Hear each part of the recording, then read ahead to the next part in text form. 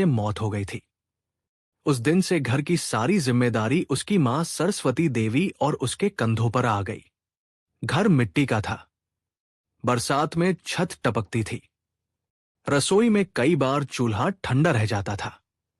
लेकिन सरस्वती देवी हमेशा बेटे से एक ही बात कहती थी, बेटा, गरीब पैदा होना हमारे हाथ में नहीं था, लेकिन ईमानदार रहना हमारे हाथ में है। आरव हर सुबह 4 बजे उठ जाता, मां के साथ आलू उबालता, मसाले तैयार करता, इमली का पानी बनाता और फिर अपना छोटा सा पानी पूरी का ठेला लेकर सूर्यनगर के ज्ञानदीप कॉलेज के बाहर पहुंच जाता। 10 बजे तक ठेला चलता। उसके बाद वह साफ कपड़े पहनकर उसी कॉलेज में अपनी कक्षा में बैठ जाता। कई छात्र जानते भी नहीं थे कि जिस लड़के के साथ वे पढ़ते हैं वही सुबह बाहर पानी पूरी बेच रहा था। लेकिन सच्चाई ज्यादा दिन छिपी नहीं रहती। एक दिन कुछ अमीर छात्रों ने उसे ठेले पर देख लिया। उनमें सबसे आगे था रोहित मल्होत्रा। उसके पिता शहर के बड़े बिल्डर थे। रोहित ने अपने दोस्तों के साथ जोर से हंसते हुए कहा, अरे देखो, हमारा क्लासमेट तो पानी पूरी वाला निकला। सभी हंस पड़े। आरव ने एक पल के लिए उनकी तरफ देखा, फिर मुस्कुराकर अपने काम में लग गया। उस शाम जब वह क्लास में पहुंचा तो कई छात्र उसे देखकर फुसफुसाने लगे, यही है वो, सुबह ठेला लगाता है, कैसा गरीब है। आरव ने किसी की तरफ ध्यान नहीं दिया। उसने अपनी कॉपी खोली और प्रोफेसर शेखर वर्मा की बात ध्यान से सुनने लगा। क्लास खत्म होने के बाद प्रोफेसर ने उसे अपने कमरे में बुलाया। आरव, लोग क्या कहते हैं उसकी चिंता मत करना। मेहनत करने वाला इंसान कभी छोटा नहीं होता। आरव की आंखें भर आई। उसने धीरे से कहा, सर, मुझे लोगों की बातों का दुख नहीं होता। बस डर लगता है कि कहीं मां को पता चला तो उन्हें तकलीफ होगी। प्रोफेसर ने उसके कंधे पर हाथ रखा। जिस मां ने ऐसा बेटा बनाया है वो दुखी नहीं, गर्व करेगी। उस दिन आरव पहले से ज्यादा हिम्मत लेकर घर लौटा। अगली सुबह हमेशा की तरह ठेला लगा। दोपहर का समय था। कॉलेज के बाहर अचानक कई महंगी गाड़ियां आकर रुकी। सुरक्षा गार्ड दौड़ने लगे। छात्र रास्ता छोड़ने लगे। काली चमचमाती कार से एक लड़की उतरी। सफेद सलवार सूट, कंधे पर बैग, चेहरे पर सादगी और आंखों में आत्मविश्वास।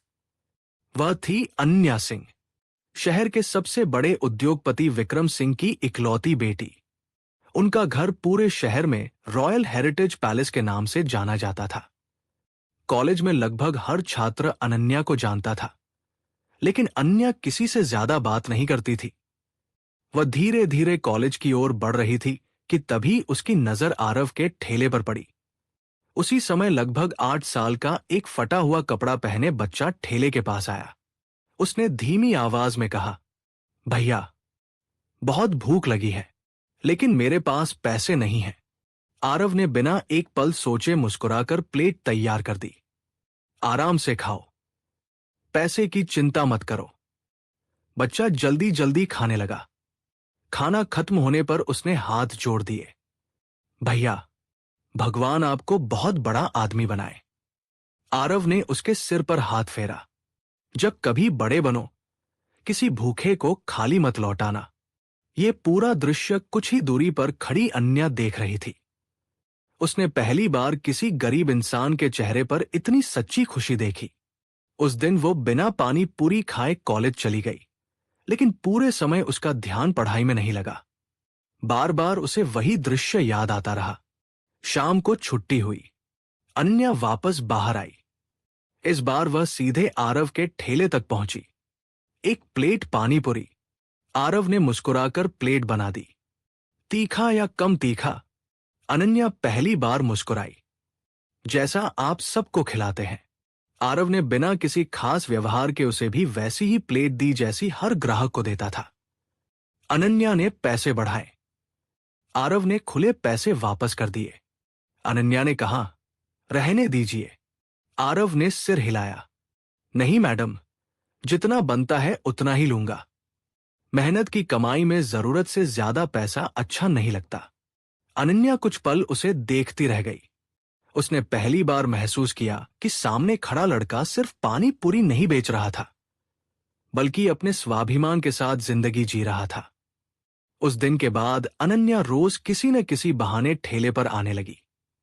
कभी दोस्तों के साथ, कभी अकेले, कभी सिर्फ 5 मिनट के लिए। धीरे धीरे दोनों के बीच छोटी छोटी बातें होने लगी। अनन्या ने कभी ये महसूस नहीं होने दिया कि वो करोड़पति की बेटी है, और आरव ने भी कभी उसके साथ अलग व्यवहार नहीं किया। यही बात अनन्या को सबसे ज्यादा पसंद आने लगी।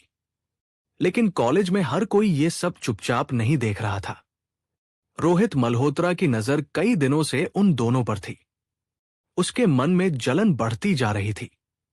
एक शाम उसने दूर खड़े होकर दोनों को बात करते देखा। उसकी आंखों में गुस्सा उतर आया।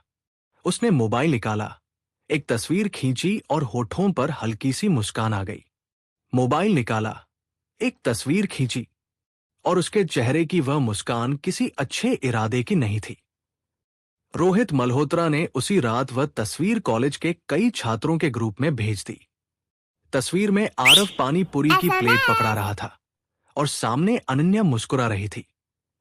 तस्वीर के नीचे उसने लिख दिया, करोड़पति की बेटी अब पानी पूरी वाले के साथ घूम रही है।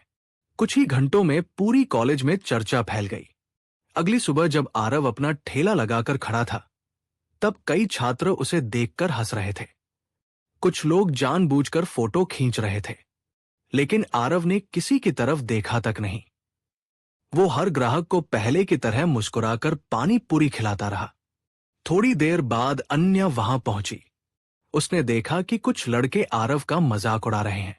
वो सीधे उनके सामने जाकर बोली, जिस इंसान की मेहनत का मजाक उड़ाते हो, पहले उतनी मेहनत करके दिखाओ।